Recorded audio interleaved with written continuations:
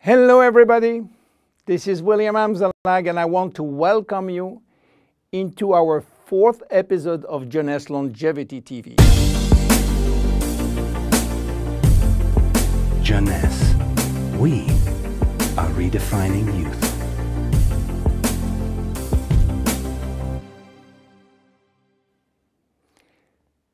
To be born is not a crime. So why should we be all sentenced to death? Is death inevitable? Well, you may be surprised to learn that aging and death has not existed forever. 4.5 billion years ago, a single cell came into existence. This single cell did not age. It had the capacity to divide indefinitely. But 3 billion years after, some of the cells started to form organisms such as worms, fish, and finally humans. However, the cells were aging, and their ability to reproduce indefinitely came to an end. And today we know why. Those cells, we call them somatic cells, contain a gene that controls the production of telomerase. And this gene was and still is turned off. Without the ability to produce telomerase, the telomeres will become shortened and cells will die. So why there is so much discrepancies in longevity between human and other animals? Let me give you some example. Have you heard about George? George is an American lobster which was born in 1869 and is now 140 years old. He was a sort of mascot in a New York restaurant and got released in the ocean in 2010. He's probably still alive. How come? Are lobsters immortal? Not exactly, but they do not die of old age because their telomerase is constantly turned on, so the cells do not die. However, they are sensitive to infection in their shell, and they may die from this disease.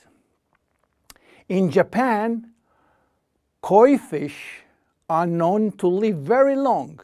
They are beautiful fish, usually white with red spot. Some have been given names, and the most famous fish, Hanako, who died in July 1977, was 226 years old. Some turtles also live very long, and one of them, Adwaita, from Seychelles, has lived nearly 250 years.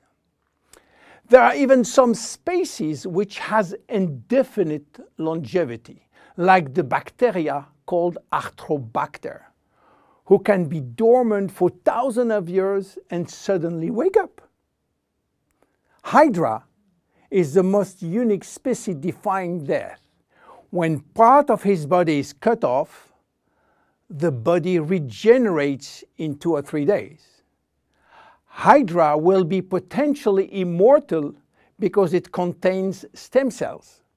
In case of injury, the stem cells differentiate to form the missing cells and rebuild the missing part. If some animals can have indefinite longevity, why should we be sentenced to death? In other words, do we currently have the knowledge and the technology to live forever? At this precise moment, the answer is no. But here is what we do know. We can already reverse aging in human cells. What we don't know for sure is whether we can reverse aging in you or in me. we can drastically slow down diseases and the aging process far more than people realize. But we don't have yet the magic bullet to extend forever human life. So what it will take to keep us alive long enough?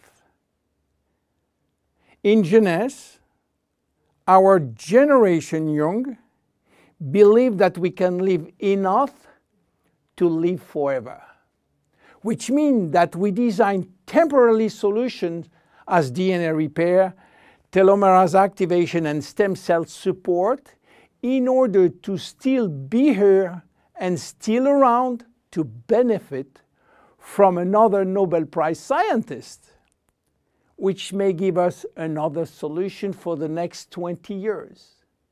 That will give us time to wait for the next discovery, and so on. Yes, immortality is just around the corner. My name is William Amzalag, and I am Generation Young.